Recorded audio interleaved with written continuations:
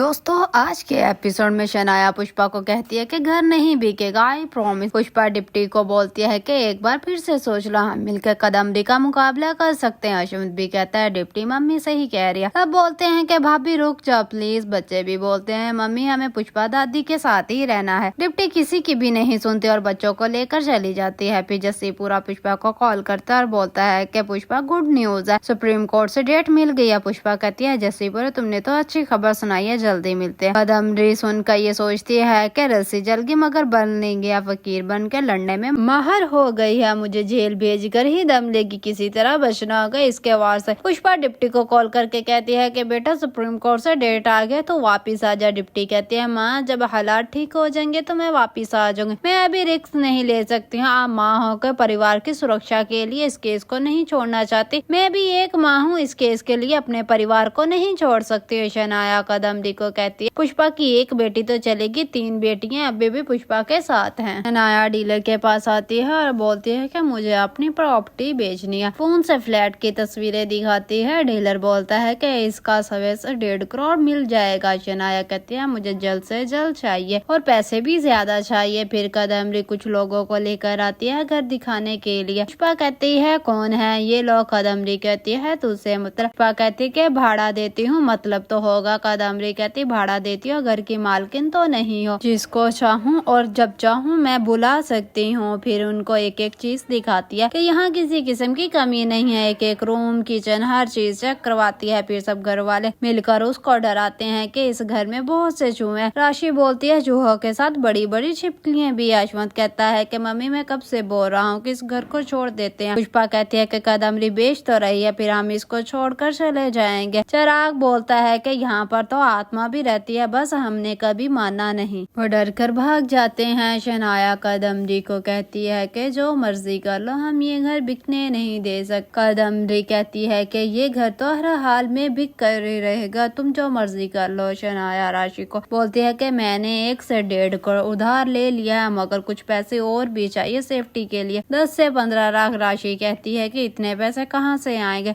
कदमरी सुनकर सोचती है कि इन दोनों लड़कियों को रोकना होगा। पुष्पा का घर मेरे लिए हुक्म का इक्का है। शनाया चिराग को बोलती है कि जल्दी से टेम्पो बुक करवा दो, ये ऑर्डर भेजना है। पोपिंद्रा मनवा को कहता है कि शनाया डिवोर्स लेने के लिए तैयार है, घर का मसला हल हो गया तो तुम्हारी डेट फिक्स कर देंगे। राशि और शनाया जैसे ही क्लाइंट से पैसे लेकर घर जा रही होती है तो रास्ते में कदमरी के आदमी उनको किडनैप कर लेते हैं। कदमरी कॉल करके उनको बोलती है कि ऐसा काम करना कि मेरा नाम ना आए और पुष्पा को लगे कोई इसका पुराना दुश्मन है, उसका ही कारनामा है। फिर पुष्पा चिराग को बोलते हैं राशि और शनाया को कॉल करो, अभी तक घर क्यों नहीं आई? चिराग कॉल करता है मगर दोनों का नंबर बन जाता है। कदमरी देखकर मुस्कुरा कर कहती है कि पुष्पा अब तेरा क्या होगा? दोस्तों नेक्स्ट एपिसोड में हम देखेंगे कि शनाया राशि को बचा पाएगी या नहीं। कमेंट्स बॉक्स में अपनी राय का इजहार करें। Thank you.